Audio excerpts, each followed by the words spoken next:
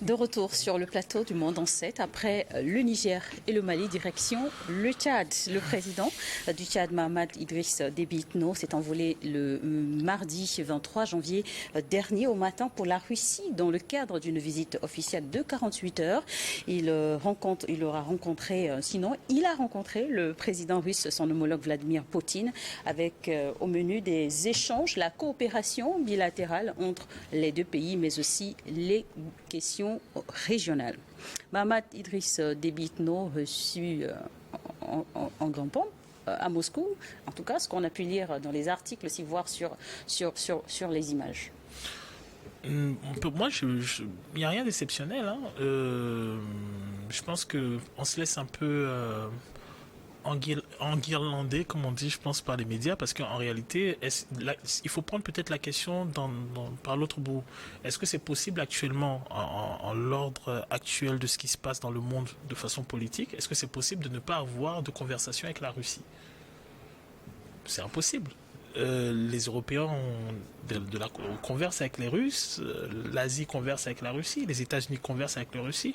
Alors c'est vrai qu'il y a toute la campagne médiatique, tout le bashing qui est fait contre la Russie, mais en réalité, fondamentalement, y a-t-il un pays qui peut se projeter dans l'avenir et qui peut se refuser d'avoir un contact avec la Russie? C'est impossible. Même ceux qui en font la mauvaise publicité sont à Moscou. La France est à Moscou, l'Allemagne est à Moscou. Il n'y a pas de rupture diplomatique entre... je ne sais pas si l'information est vraie, mais tout dernièrement, on parlait du président ukrainien qui aimerait négocier avec la Russie pour voir dans quelle mesure on peut s'atteler à voir la fin de la guerre et ainsi de suite. Tout le monde est obligé de causer avec les Russes. Maintenant, le fait d'aller en Russie, d'aller causer avec les Russes ne signifie pas de facto qu'on a laissé les mauvaises habitudes. C'est là où il faut faire attention à la propagande. Les mauvaises habitudes, pour vous, c'est quoi? Les mauvaises habitudes, c'est ne pas prendre possession de son économie, ne pas prendre possession de son destin. On va en revenir plus en détail, voilà, la Russie, partenaire incontournable, mais c'est d'aujourd'hui ou ça a toujours été le cas? Moi, je pense que ça a toujours été le cas. Peut-être qu'à un moment donné, nos pays se sont trompés là-dessus, parce que quand nous parlons de la Russie, on parle d'un État qui fait 2 fois les États-Unis, qui fait environ 40 fois, si je ne me trompe pas, la France. Et parce que ça fait quand même 17 millions de kilomètres carrés. La Russie, quand on parle des États-Unis, c'est quand même 50 États. Et la Russie fait 2 fois les États-Unis. Donc là, on pourrait dire 100 États en fait américains pour la Russie. Donc ça veut dire que la Russie, c'est un continent. Donc aujourd'hui, être dans ce monde, être un pays, mais vouloir se passer de la Russie, avec tout ce que la Russie représente sur le plan géostratégique ou géopolitique, c'est difficile. Maintenant, nous savons aussi les relations qu'il y a entre la Russie et le reste de l'Europe. Je parle notamment de la France, de l'Angleterre, de l'Allemagne. Nous savons aussi les relations qu'il y a entre le Tchad et la France. Nous savons que ça, en France, le fils a ethno, Kaka ethno, donc n'aurait pas pu être au pouvoir. Parce que quand il y a eu le coup d'État, d'abord l'assassinat de son père, ensuite il est arrivé, c'est la France avec Macron qui a effectué un déplacement là-bas, c'est Macron qui est allé le légitimer. Donc ça veut dire que sans la France, peut-être que le Tchad serait aujourd'hui une zone de guerre. Donc c'est la France qui l'a aidé vraiment à rester au pouvoir. Maintenant, est-ce qu'avec ça, se tourner vers la Russie est très réfléchi? Bon, le Tchad, le gouvernement tchadien a sûrement quelques idées parce qu'effectivement, il faut diversifier les partenariats, c'est vrai. Mais dans la diversification des partenariats, il faut savoir s'y prendre. Parce que si la Russie ambitionne de s'installer en Afrique, comme nous le savons, comme elle le fait peut-être en Centrafrique, comme elle a tenté de le faire au Mali, comme elle tente de le faire sous d'autres cieux, mais si la Russie veut faire la même chose en s'installant au Tchad, ça va poser un sérieux problème. Donc il faut savoir vraiment faire ce partenariat entre la Russie et N'Djamena, entre le Kremlin et N'Djamena, sinon ça va sérieusement poser d'autres problèmes encore. Nous savons comment la France s'y prend dans nos pays lorsque la France n'est pas d'accord avec les décisions de nos chefs d'État. Nous savons vraiment comment elle s'y prend. Nous en avons fait beaucoup l'expérience en Afrique. Donc il faudrait peut-être que M. Déby, le chef d'État tchadien, fasse très attention dans ces démarches. Vous l'avez souligné, la diversification des partenaires. Les États africains en ont plus que besoin aujourd'hui? C'est un impératif. Si on prend le cas du Tchad, par exemple, comment ne pas avoir des conversations avec la Russie quand on sait qu'on est frontalier à la Centrafrique et qu'il y a des Russes là-bas. Il y a des Russes au Soudan. Il y a des Russes au Niger. Il y a des Russes. On est entouré d'États qui stratégiquement optent pour la Russie. On est obligé de sonder les Russes, de savoir ce qui se prépare et de savoir quel va être le rapport entre quels vont être les nouveaux rapports entre la Russie et cette région-là. C'est obligé. Et maintenant, en termes de multipartenariat, on est sur un continent où tout le monde présume de ses intérêts.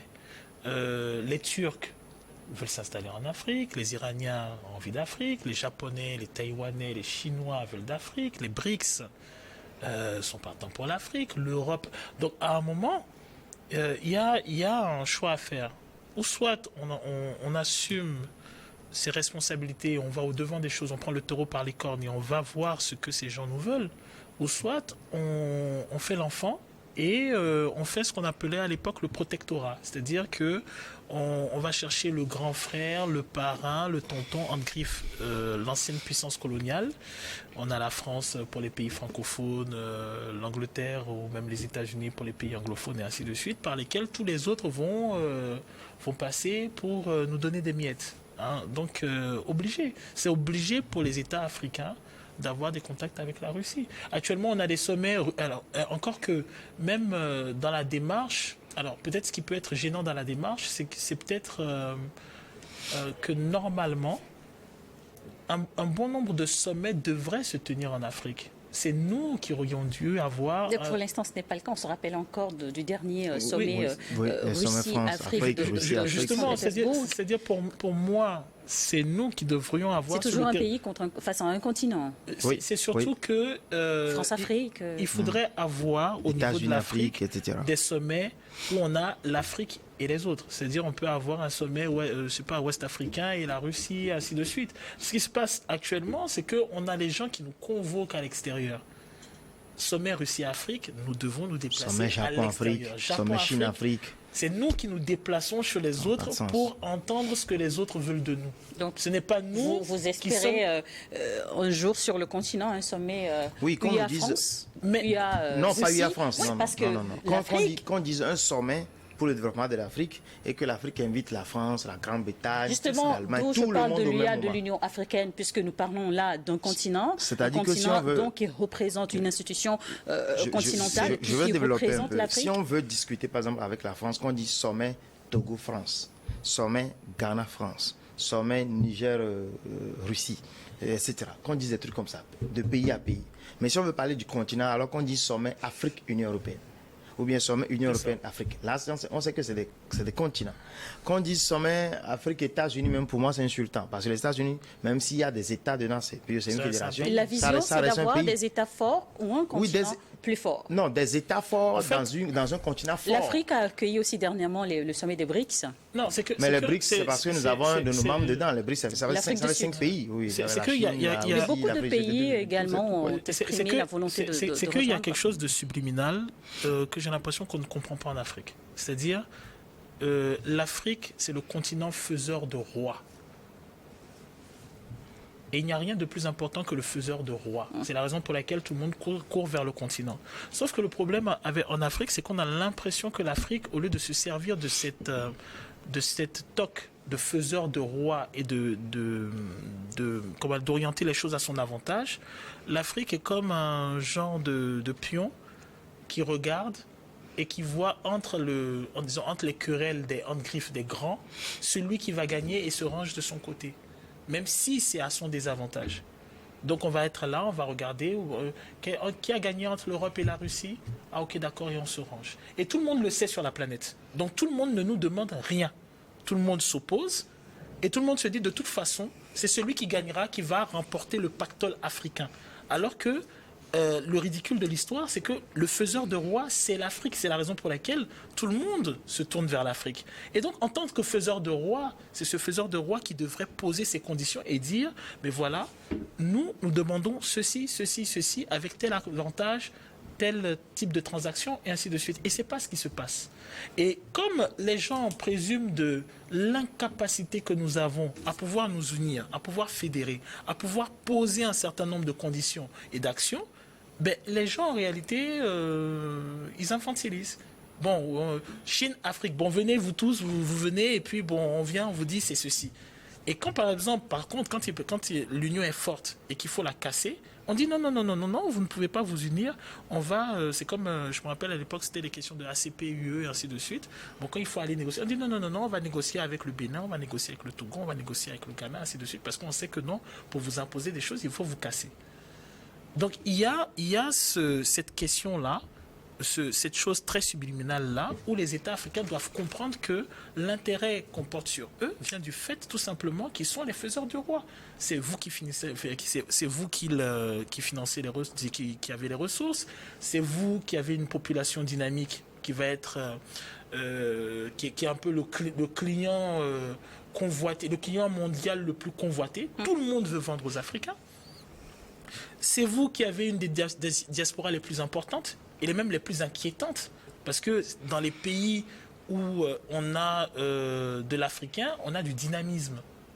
Et personne, dans la plupart de ces pays, n'a envie parfois de voir des Noirs à un certain nombre de strates, parce que, je vous donne un exemple, imaginez que cette diaspora-là, qui soit une diaspora antillaise, diaspora noire latino-américaine, diaspora afro-américaine, diaspora européenne, imaginez que cette diaspora-là puisse faire converger les essences, les richesses, justement, savoir. Puisque vous en mais c'est un parlez, continent qui serait... on se pose la question, certes, on le dit, en tout cas, les analystes économiques le disent, l'Afrique, c'est l'avenir, économiquement. Oui, mais quand on regarde aussi du côté de la démographie, il faut qu'on arrête de nous dire ce genre de choses.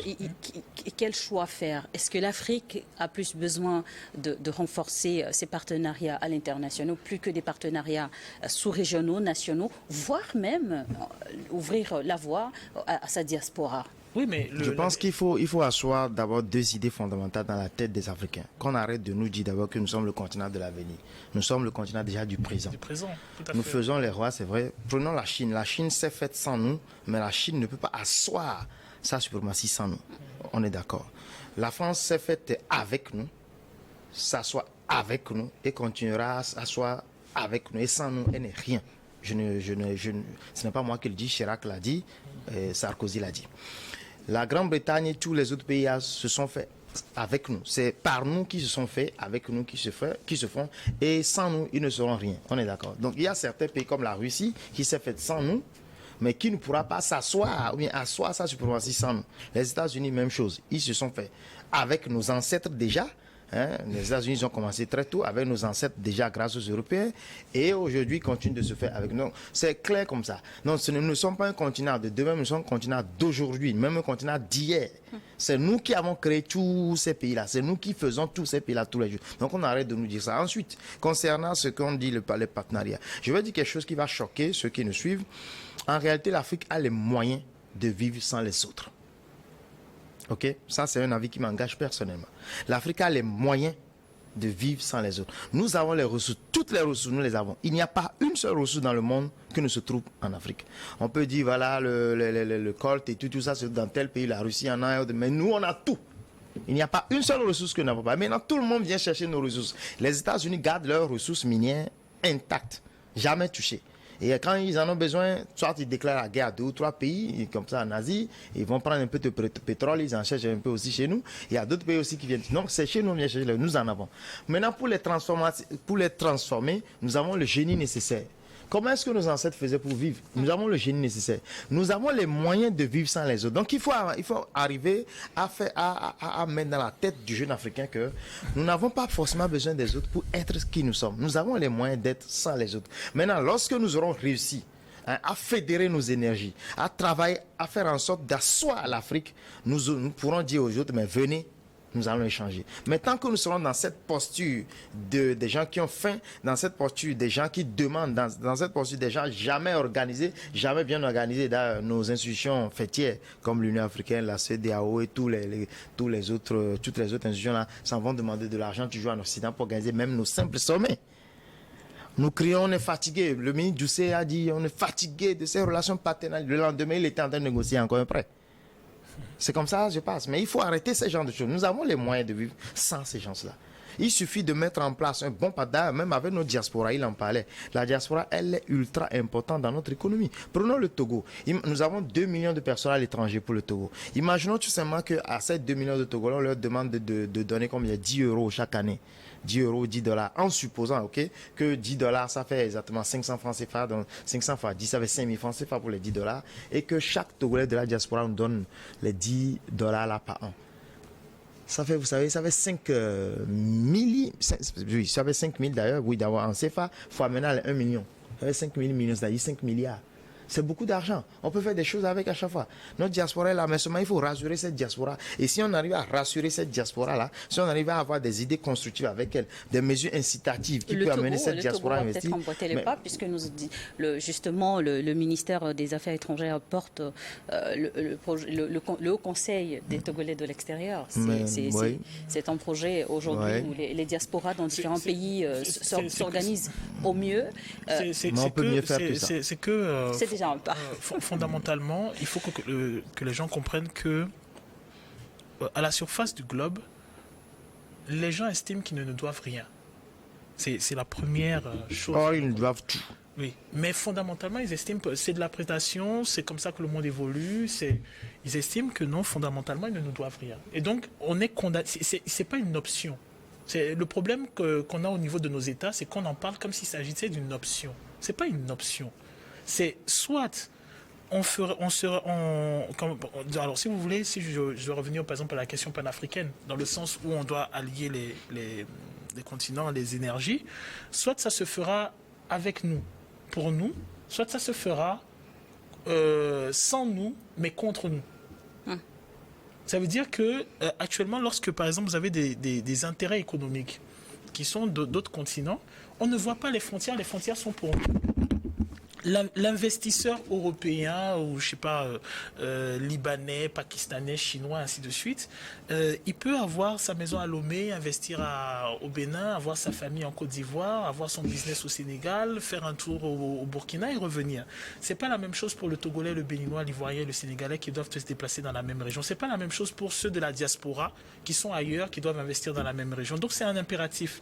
Et ça pose, généralement, je le résume à travers une image. Je prends l'image d'une rose. Elle fait un travail interne qui va resplendir à l'extérieur. On a un travail interne à faire sur nous. On a un travail d'union, d'investissement, de sérieux quant à nos projections à faire sur nous, qui doit se faire de telle manière à ce que ça resplendisse sur l'extérieur. Le dernier point, c'est que nous sommes fondamentalement condamnés à nous adapter. Par contre, nous devons choisir le type de prisme et le type d'adaptation, au risque d'avoir ce à quoi on assiste maintenant, qui est de l'ordre de la boulimie. C'est-à-dire que on nous lapide de concepts, qu'on ingurgite, qu'on n'a pas le temps d'assimiler et de s'approprier, et à peine l'avons-nous fait qu'on nous invite encore à apprendre un autre concept. Donc on n'a pas le temps de s'adapter, de digérer, ainsi de suite, et tout le monde en profite. S'adapter, voilà. Justement. On se pose la question, les nouvelles coopérations du gagnant-gagnant entre les pays, à l'exemple aujourd'hui du Tchad et de la Russie, est-ce que c'est pour les chefs d'État africains de se montrer prévoyants en diversifiant les partenariats? Est-ce c'est au cas où les alliés traditionnels comme la France s'éloignerait? Oui, déjà le fait de diversifier les partenaires, c'est une bonne chose. Ça nous permet d'avoir des offres de plus en plus intéressantes et faire ce que les commerçants appellent des avantages comparatifs. Parce qu'il faut comparer ce que les uns et les autres nous proposent pour qu'on sache ce qui nous avantage le mieux. C'est important déjà. Parce que si on doit vendre par exemple le Togo, si le Togo doit vendre son phosphate, il faut qu'on sache qui est le plus offrant. Il ne faudrait pas qu'il y ait une relation qui nous oblige à ne vendre qu'à la France, alors qu'on peut vendre par exemple à la Russie qui peut mieux acheter, ou bien alors qu'on peut vendre à l'Espagne ou au Portugal. Donc diversifier les partenariats, c'est déjà bon. Ensuite, dans ces partenariats, il faut mettre les garde-fous. J'ai coutume de dire que ce n'est pas parce qu'aujourd'hui, petit à petit, on déteste un peu la France, parce que la France a une côte de popularité en chute libre en Afrique, c'est parce qu'il y a ça qu'il faut maintenant aller se coucher aux portes de la Russie. Il ne faut pas le faire comme ça. À chaque fois, il faut mettre les garde-fous pour éviter de vivre ce qu'on a déjà vécu avec la Grande-Bretagne, avec la France. Il faut éviter ça aujourd'hui. Donc, c'est le pourquoi il faut mettre ces garde-fous. Il faut être très prévoyant et c'est bien que nos chefs d'État réfléchissent enfin comme ça. Alors, pour ce qui concerne la nouvelle vision, je vais dire que à chaque fois que nos chefs d'État se lèvent pour ces genres de partenariats, il faut qu'ils pensent aux intérêts supérieurs de leur nation. Il faut qu'ils pensent aux intérêts supérieurs de leur peuple. Parce qu'après tout, c'est le peuple qui est perdant ou c'est le peuple qui est gagnant. Quand on prend la dette au pays, par exemple, notre dette publique qui est à près de 4 000 milliards de francs, qui va payer un jour? Ce n'est même peut-être pas moi qui suis ici qui vais payer. C'est peut-être mes enfants qui vont payer. Donc, c'est vrai que c'est des dettes que les chefs d'État ou nos dirigeants d'aujourd'hui contractent, mais ces dettes sont payées de génération en génération par des gens qui n'ont rien à voir même, ou bien qui n'ont même pas eu à profiter de ça, parce que si les dettes ont été contractées pour même faire des voies, 20 ans, 30 ans, 40 ans après, ces voies-là, elles sont détruites, il faut les refaire. Donc ceux qui en profitent, tous ceux qui paient les dettes, ce n'est pas vraiment ceux qui ont profité de ces infrastructures. Donc il faut vraiment que les chefs d'État réfléchissent à chaque fois, bien mènent leur démarche à chaque fois en pensant à l'intérêt supérieur de leur nation. Et quand on pense aux intérêts supérieurs de sa nation, effectivement, on réfléchit mieux. Au reste de Convi, peut-être il faut aussi le rappeler, le président tchadien Mahamat Idriss Déby Itno dirige une transition et aussi sa vision aussi, c'est de repositionner son pays qui a justement traversé une crise aussi. S'il dirige une transition, la vision doit être de faire en sorte qu'il y ait de nouvelles institutions qui garantissent la liberté de choix au niveau du peuple tchadien. Mais maintenant, par rapport à l'Afrique, je trouve que ce qui peut être intéressant pour les dirigeants africains et les intellectuels africains plus largement, c'est d'étudier le cas de l'Asie. Pour moi, je trouve que l'Asie est une bonne école. Pourquoi? Parce que l'Asie a subi énormément de troubles. Si je prends par exemple la guerre des opiums, on est parti jusqu'à intégrer de la drogue dans un pays pour le déstabiliser. C'est pour vous montrer la gravité. C'est pour ça d'ailleurs la Chine s'offusque sur un certain nombre de problèmes. Mais encore que, je vais digresser un peu, je vais prendre le cas du Japon, qui me semble un cas intéressant quand on sait que le Japon a eu une politique isolationniste. Ce qui a failli la transformer en terre coloniale. Et à un moment, ce Japon-là a compris que pour pouvoir survivre dans le monde actuel, il fallait qu'il évolue. Donc on est tous d'accord dessus. Et la plupart des chefs d'État vont être dans une projection, on va dire, oui, il faut évoluer, l'économie, il faut diversifier, ainsi de suite. Par contre, ce que le Japon a eu la jugeote de faire, c'est de faire une évolution qui va se baser sur un prisme qui est le sien. C'est la raison pour laquelle on va passer du shogunat à l'empire. On a compris que le shogunat ne tenait pas. Ceux du shogunat voulaient rester dans une politique isolationniste. Mais dès lors qu'on a dit on va faire l'empire, mais selon des paradigmes japonais, on est arrivé à ce Japon-là économiquement développé, structuré, qui va même avoir la présomption de gouverner toute l'Asie, qui va conquérir toute l'Asie. Et ça, par exemple, ce sont des exemples. Il faut les fouiller, il faut s'en inspirer parce que avant ce qui a pu se passer en Afrique, il y a des choses qui se sont passées ailleurs. Ce que l'Afrique a subi, il y a des traces ailleurs. Et il faut voir un peu comment les autres ont réussi à assumer, à asseoir leur résilience. La Chine a subi des coups, elle a été résiliente. Le Japon a subi des coups, il a été résilient. Il faut fouiller cela. Il ne faut pas être dans cette... Parce que le problème qu'il y a dans la plupart de nos leaders, c'est le fait de dire nous allons développer, nous allons sécuriser. Le souci, c'est que personne ne demande vous allez développer comment, vous allez sécuriser comment et quel est votre programme. En sachant que ce programme-là peut contenir des germes qui vont conduire à nous appauvrir ou à être sous chaîne ensuite. Il y a des ouvrages asiatiques que j'ai eu l'occasion de parcourir où on disait, certains experts asiatiques disaient l'Afrique est un continent endormi.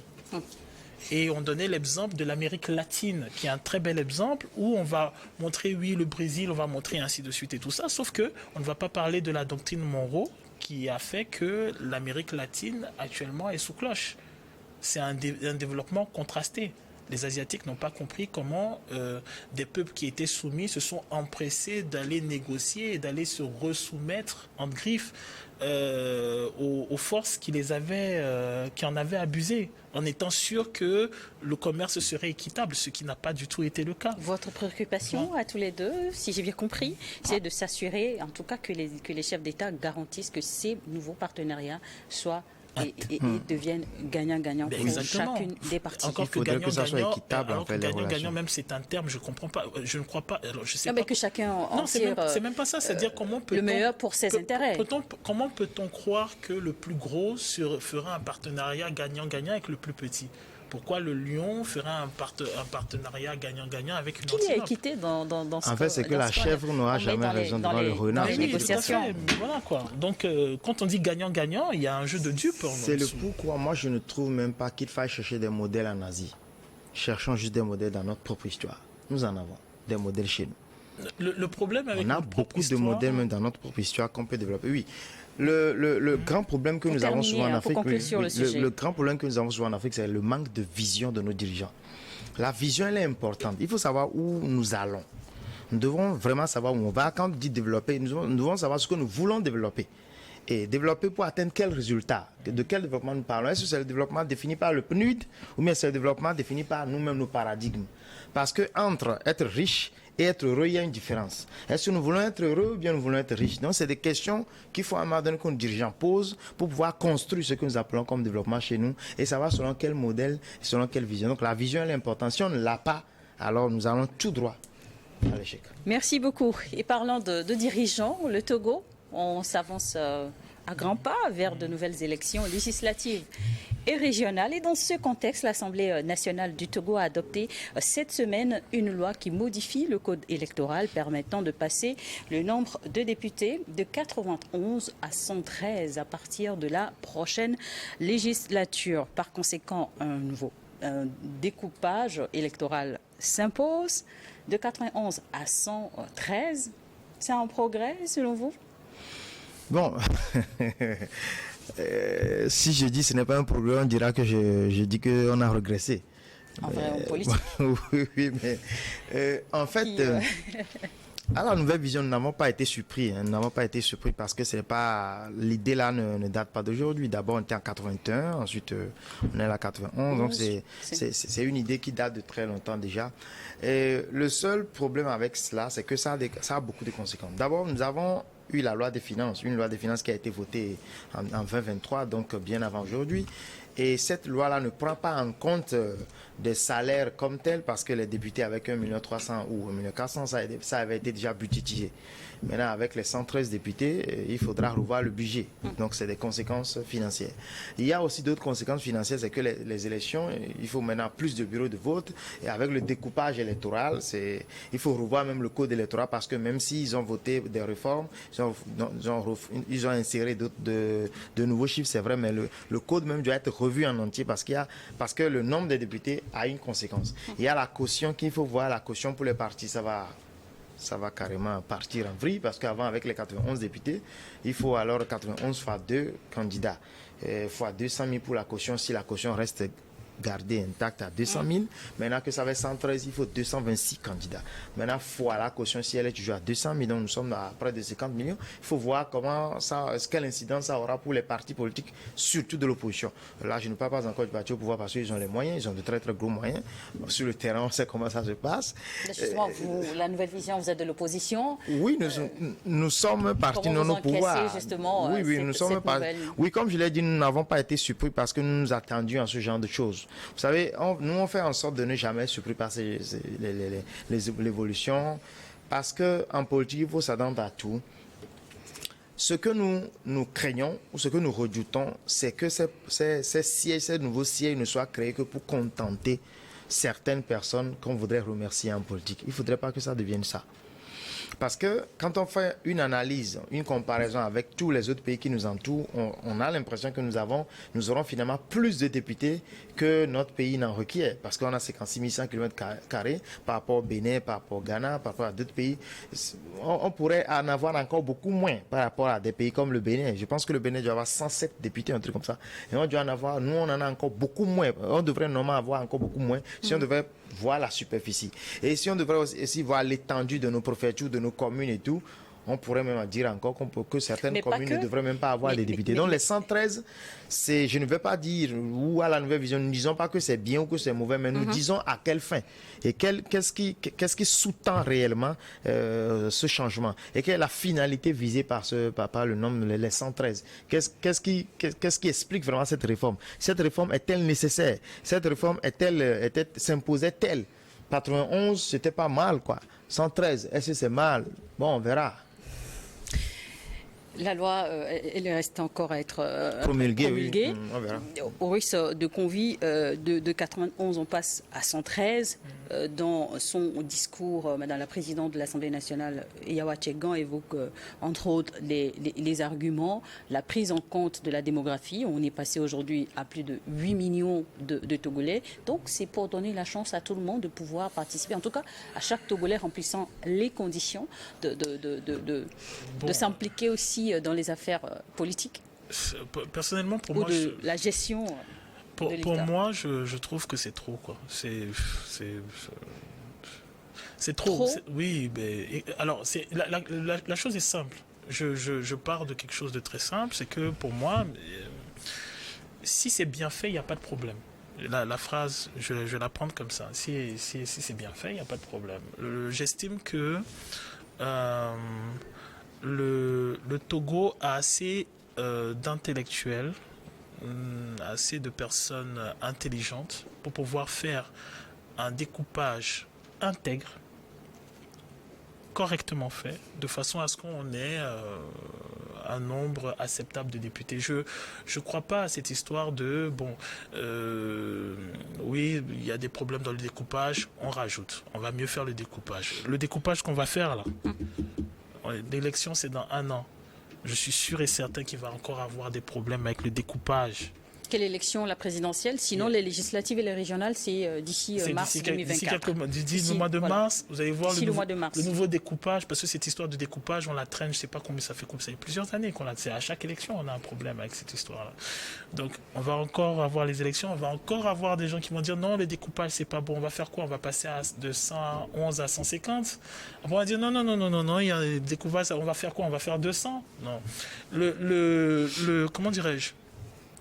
On n'est pas le premier pays auquel ça arrive. Les intelligences, elles sont là. Le souci, c'est que à chaque fois, la chose, elle est politisée. Ça, c'est le premier souci. Le deuxième souci, c'est que, oui, on a des députés à l'Assemblée nationale. Est-ce que les populations y trouvent leur compte? Est-ce qu'ils voient leurs députés? Justement, votre co-débatteur évoquait le point économique. Plus de députés, ça veut dire un budget conséquent. Non, je ne parle même pas du budget. Je parle même pas du budget. Le budget, c'est leur salaire. C'est tout. Moi, je ne parle pas du budget. Les gens, ils n'en ont rien à foutre avec leur salaire. Le souci... Il y a les 400 litres de carburant à chaque fin du mois. Le souci, c'est de savoir, cette personne qui est élue, est-ce que les personnes qu'elle représente se reconnaissent dans ses actions? Est-ce qu'elle est au courant de ce qui se vote au niveau de l'Assemblée nationale? Est-ce que cela lui est expliqué? Est-ce qu'il y a un retour au niveau de l'information? Est-ce qu'elle est consultée? C'est ça le souci. Un député représente le peuple et ils sont élus. Est-ce que lorsque je descends au bas de ce bâtiment et que je vois la vendeuse qui est à côté, ou le menuisier qui est à côté, ou le monsieur du Zémidjan, ou même le monsieur de la Guérite, et que je lui pose la question de savoir, monsieur, quel est votre député? Est-ce qu'il connaît le nom? Dans ce cas précis, c'est la faute à qui, selon vous? C'est qui vote? Mais le citoyen a voté. Le citoyen a voté. Celui qui a été élu, si ses électeurs ne le connaissent pas, il y a un souci. Maintenant, en tant que candidat, il a fait campagne. Donc, il est parti à la rencontre de son peuple, de son électorat. Du moins, il est censé l'avoir fait. Ça veut dire qu'il n'a rencontré son électorat que le jour de la campagne. Après les 5 ou 6 années qui ont suivi, on ne l'a plus vu. C'est ce que ça signifie. Où se situe précisément votre inquiétude? Maintenant, mon inquiétude, c'est que, je répète, on est dans un pays de personnes... Alors, je ne sais pas pour les autres pays. Alors, je vais parler pour le Togo. Le Togo est un pays, c'est un des paradigmes les plus vendus de la sous-région, même du monde. C'est un pays de personnes studieuses. On le sait tous. Et on sait que dans ce pays, quand on se lève et qu'on va voir les intellectuels de ce pays, on sait qu'on est capable d'avoir les ressources pour faire un découpage électoral correct, intègre, dans lequel les gens se reconnaissent. Ce n'est pas la peine, on ne va pas tourner autour du pot, on sait qu'on est capable de le faire. Alors qu'on prenne ces personnes intelligentes que l'on connaît pour faire ce découpage et qu'on ne fasse pas de la surenchère en disant... en politisant la chose et en disant on va ajouter un nombre de... Alors qu'on sait tous que même le fait d'ajouter un nombre de députés ne va pas résoudre le problème. La preuve en est que chaque 5 ans, on est toujours devant le même problème. C'est pas maintenant qu'on parle de cette histoire de découpage électoral, de nombre de députés. Chaque 5 ans, on a le même problème. Là, on est en 2024, c'est parti et ce pour sera 2 ans. 5 ans, voilà. Et maintenant, et le mandat également, une année de plus. Et on passe à maintenant, 6 ans. au-delà de... Alors ça, c'est la question électorale. Au-delà de cette question électorale, je pose la question de savoir, oui, on a 90... Alors, on va en ajouter 100. On a 90 députés. 91 et on aura 22 députés de plus. On a 91 députés. Est-ce que les personnes... c'est pas ces députés représentent le peuple. Est-ce que le peuple, sur ces 5 ans, ces 6 ans, estime avoir eu ne serait-ce qu'un retour sur l'information, sur les décisions qui étaient... On ne diffuse même pas le débat de l'Assemblée nationale à la télé. C'est là où je suis d'accord quand il disait au début, oui, mais les médias togolais, il y a un problème. On diffuse, mais au Sénégal, je peux voir le débat de l'Assemblée nationale. Mais il y a des médias accrédités à l'Assemblée nationale pour couvrir les sessions. C'est pour dire que... Mais si vous... Alors, toi, tu connais le député de ta circoncision? Je vous le dirai après l'émission. Ah, ben voilà. Donc, je ne confirme pas que je ne connais pas. Voilà. Mais donc, je vous le dirai. Je te soutiens parce que si tu dis ça, après mon émission, on saura. Mais moi, même si je te pose la question de savoir quelles sont les 5 dernières lois qui ont été votées pour la population togolaise, les gens, ils ne savent pas. Non, mais moi, je pense pense qu'il ne faut pas non plus exagérer, parce que même dans les pays les plus développés, ce n'est pas toutes les lois que les citoyens connaissent. Non, attends, mais c'est vrai que je partage un avis. Les pays développés, je partage ton avis au russe. Chez les autres. Je partage un avis en partie lorsqu'il dit qu'il n'y a quand même pas une formation qui se fait au niveau des populations. Les députés n'informent pas suffisamment. Les députés ne consacrent pas le mandat qui leur sont confiés. Les députés, je suis d'accord sur ce plan. On a l'impression parfois que c'est plutôt le peuple qui travaille pour les députés et non pas l'inverse. Normalement, c'est les députés qui travaillent pour le peuple, mais on a cette impression. Alors est-ce que là, justement, précisément à ce niveau, vous convoquez la stratégie de communication de l'institution ou des députés? Oui, un député, d'abord, je vais revenir dessus, la définition pour nous d'un député à la Nouvelle Vision, il doit avoir un cabinet, un député. Il faut qu'il ait un cabinet. Il faut qu'il ait un cabinet composé au moins d'un assistant, à la fois juridique et administratif, de quelques éléments qui sont sur le terrain avec lui tout le temps, qui travaillent, même quand lui n'est pas dégagé. Il faut qu'il y ait des gens qui travaillent avec son peuple, avec sa population, ceux qui ont voté pour lui dans sa circonscription. Il faut que des gens qui puissent expliquer tout le temps au peuple et des gens qui puissent avoir les avis de son peuple avant que lui n'aille lever la main ou qu'il ne lève pas la main à l'Assemblée. Il faut que le peuple soit au courant. Malheureusement, vous savez, nous sommes dans un pays où l'ignorance des populations avantage bien souvent les hommes politiques. Bon, c'est surtout que l'ignorance des populations est organisée aussi. Oui, c'est ce que je dis, elle est systématique. Elle est organisée. C'est pas que si vous prenez l'ignorance afin d'en profiter. Si vous prenez la vendeuse, si vous descendez, vous allez voir que ce soit que le garde, que ce soit la vendeuse, que ce soit le taximan, ils ont tous un avis sur la situation du pays. Ils ont tous un avis sur la situation politique du pays. Ils ont tous une envie, ils ont tous une projection, ainsi de suite. Donc, l'ignorance dont on parle, il ne s'agit pas de l'incapacité des personnes à pouvoir raisonner, à pouvoir interpréter ce qui se passe. Il s'agit d'une information qui n'est pas transmise afin de maintenir les gens dans l'ignorance. Tout simplement parce que ça arrange les gens d'être élus, de disparaître. Et il y a des gens qui savent qu'après avoir voté une loi, ils ne peuvent pas défendre cette loi devant les populations. Donc ils préfèrent que les populations ignorent. Mais pourquoi l'a-t-il voté? Mais c'est parce qu'il est dans un parti. En réalité, c'est pourquoi le système démocratique, même c'est à revoir. Il est dans un parti où on leur a dit il faut voter cette loi-là. Donc arrivé là-bas, on lève la main, alors qu'on n'est pas convaincu. Du moins, ta base n'est pas, elle, d'accord avec ça. Mais quand on prend les problèmes d'eau potable, ah oui, le par exemple, les députés qui est là-bas, comment est-ce que le travail se fait de l'autre côté?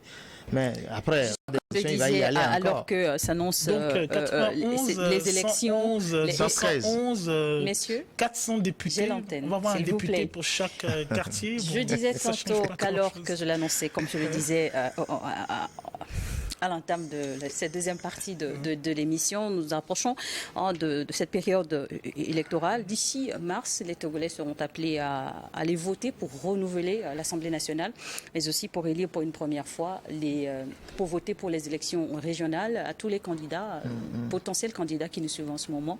Sur New World Info, nous ferons le plaisir de vous recevoir pour débattre avec vous à l'endroit de votre électorat au moment venu de votre très plaisant, programme social. Nous avons toujours voulu faire ce Vous êtes pour une pédagogie sur la question. Mais elle est impérative. C'est-à-dire, en fait, j'ai l'impression que les gens ne se rendent pas compte. Les gens ne se rendent pas compte de la gravité. Le rapport des populations à leurs députés, à leurs maires, à leurs préfets, ça s'enseigne au cours élémentaire. Pas chez nous. On va demander à des gens de voter, leur majorité, elle est à 18 ans. Est-ce que vous savez ce que c'est qu'un jeune Togolais à 18 ans, à qui on va demander d'aller voter, d'aller choisir quelqu'un qui va le représenter? Il n'a pas les moyens de faire son choix. Tout simplement parce que, à aucun moment, on ne l'a instruit dans le processus, il ne se sent pas intégré dans le processus, et du coup, nous sommes les propres responsables d'une situation où la question politique est devenue une question mafieuse. On rentre dans la politique pour faire des sous. On ne rentre pas dans la politique pour défendre un quelconque... Non, ce n'est pas ce qui est vendu. Donc, lorsque on va rentrer dans une énième querelle du code électoral, on ne va pas le résoudre. Ce n'est pas qu'on n'a pas les compétences, ce n'est pas qu'on ne connaît pas les personnes, ce n'est pas qu'on ne connaît pas le pays, c'est pas qu'on ne sait pas qui est qui. Il y a des universitaires, des ingénieurs, des techniciens. Dieu sait à quel point ce pays regorge d'intellectuels. C'est fou. Il y a des personnes de qualité. Justement, ce qui est sûr, la voix est... On va politiser le débat. On va mettre ces personnes de côté. Jamais on va les interroger. Jamais on va les inviter sur un plateau. Jamais on ne va faire un travail technique cohérent, intègre, qui va résoudre le problème. Non. On va trouver un tripatouillage. Bon, vous n'êtes pas satisfait? Ok, d'accord, on en rajoute 20.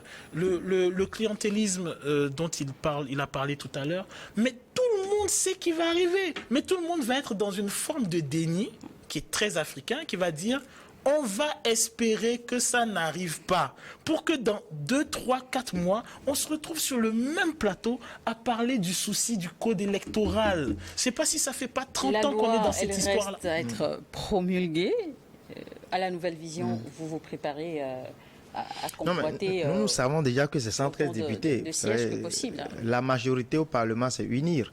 Et le gouvernement c'est unir. Donc, je doute fort que cette loi ne sera promulguée rapidement. Donc, ça veut dire que nous allons à une élection, nous allons à des élections où 113 députés seront élus. Et puisque nous envisageons d'avoir des candidats à tous les sièges, pour tous les sièges, ça suppose que nous devons être prêts. Parce que, heureusement, là, il faut mettre les bouchées doubles pendant la campagne. Parce qu'avec 226 candidats qu'il faut avoir, il y avoir beaucoup d'argent ensuite pour soutenir tout cela. Vous savez, c'est beaucoup de travail. Hein, mais je vais revenir un peu sur un aspect que vous avez relevé, parlant de la date. C'est vrai qu'on nous a dit mars, mais il faut analyser un peu la situation. Nous avons une Cour constitutionnelle qui aujourd'hui est bancale, parce qu'il y a 3 personnes qui n'y sont pas. Nous avons une CENI dont le mandat a expiré. Nous avons la Cour des comptes dont le mandat a expiré. Nous avons des institutions donc qui ne sont pas vivantes. Et ces institutions-là, normalement, sont impliquées dans l'organisation des élections. Nous avons un code électoral qu'il faut revoir maintenant, parce qu'avec le découpage, il faut intégrer. Il y a beaucoup de choses qu'il faut faire. Or, le code électoral présent nous dit qu'il nous faut 61 jours avant. Hein, on a un délai de 61 jours. Dans les 61 jours, il faut convoquer les candidats, il faut que les candidats s'inscrivent, il faut la campagne, il faut les recours à faire, tout et tout. Et on a une certitude que les élections auront lieu avant, au plus tard, mars 2024. Nous sommes à fin janvier. Nous sommes à fin janvier. Un tour de table. Vous êtes sûr que les élections auront les faits, lieu les en mars? actualités, les sujets qui vous ont aussi beaucoup captivé cette semaine en dehors des 4 sujets qu'on a évoqués? Des sujets d'actualité. Ben, le sujet d'actualité, c'est la CAN, je pense. Ouais. La CAN. Où on est peut-être triste de ne pas voir. Et déjà, quelles sont vos équipes favorites? Non, j'en ai pas. J'aurais voulu avoir le Togo comme en 2006, oui. où il y avait de la joie et ainsi de suite. Ouais, c'est dommage qu'on n'ait pas ça. Après, on sait entre nous pourquoi il n'y a pas ça. Donc, quand on voudra prendre les choses au sérieux, avec de la projection et ainsi de suite, ben, ça se fera. Voilà. Et puis après, mon sujet favori, c'est l'eau potable. La question de l'eau potable pour nos citoyens, parce que c'est un problème qu'il faut vraiment régler. On ne peut pas être nous à Lomé ici en buvant de l'eau, en gaspillant même de l'eau. Parfois, il y a l'eau qu'on vend dans la bouteille et tout, pendant que nos citoyens, nos concitoyens sont dans les milieux reculés. Et même à Tchévi, il y a des problèmes d'eau. À Willowe, où j'étais récemment, il y a un problème d'eau. Nous avons même lancé une cagnotte en ce sens à Couvé, chez nos frères d'Agouibo. Il y a des problèmes d'eau. Comment dit-on? Il y a des problèmes d'eau partout au Togo. Et en dehors de ça, il faut la liberté pour les partis politiques. Les partis politiques ont besoin de liberté pour pouvoir dérouler leurs activités. Il faut que ça soit, qu'il y ait un traitement équitable pour nous. Moi, j'étais dans le Pendjal où ce qui s'est passé, nous allons communiquer dessus. Ce qui s'est passé dans la région de Savane, on va communiquer dessus parce que le traitement n'a pas du tout été comme il fallait. Merci. Donc, il faut de la liberté. Horus, son dernier point, vous voulez ajouter pour qu'on termine? Ça va être beaucoup de courage. Disons une pensée forte pour l'enseignement togolais. Voilà. Parce que pour moi, il n'y a pas de génération spontanée. Il faut préparer la génération de demain. Et si nous, on estime que la génération qui va nous suivre n'est pas à même de nous remplacer, ça veut dire que nous avons échoué. Et donc, j'ai une pensée pour les établissements. Je pense à l'établissement de février, par exemple, où on a dû délocaliser les élèves. Je pense aux enseignants avec les matériaux didactiques qu'il faut, le programme scolaire qu'il faut, les examens qui se préparent et ainsi de suite. J'ai une très grosse pensée pour tout ce corps-là. Voilà. Merci beaucoup. Alors, la CAN, vous l'évoquiez justement, aujourd'hui, après 2 jours de pause, c'est un nouveau jour de match. Je soutiens le Cameroun. Aujourd'hui, vous aurez donc à 17h, Angola, Namibie, le Nigeria face au Cameroun. Okay. Les Lions indoctables, ce sera pour 20h à suivre sur les 7 chaînes sport de New World Sport. Et en français, sur New World Magazine. Restez, soyez au rendez-vous. J'y serai aussi. Merci beaucoup à vos chers invités. Merci d'avoir répondu à notre invitation. Horus Dokonvi, activiste panafricain. Fiagan Vidjirakou, deuxième vice-président de la Nouvelle Vision. Merci à vous également de nous avoir suivis. Merci d'avoir été nombreux au rendez-vous.